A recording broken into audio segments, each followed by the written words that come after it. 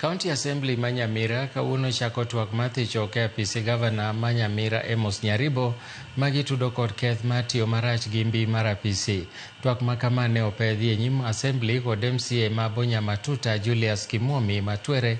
Kata kamano gavana Nyaribo to koni imanye mana kod MCS mani koda aguta kode kod ich lit. MCS go tudo gavana Nyaribo kod tiyo marach kod budget mar pur mane bunge no mane ota e kor gwenge ne opuodho ka jatend pur e counties no Peres Nyaboke magi kodi Nyaribo nosidho ataro mar chik.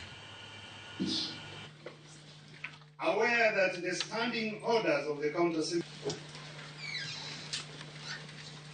I move a motion that this county assembly debates and approves the removal of Honorable Amos Nyaribo, the governor of Nyamira County, from office by way of impeachment on the following grounds.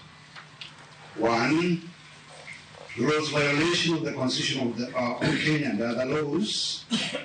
And 2. Abuse of office. That this county assembly debates and approves the removal of Honorable His Excellency Amos Nyaribo, the governor of Nyamira County, from office by way of impeachment on the following grounds.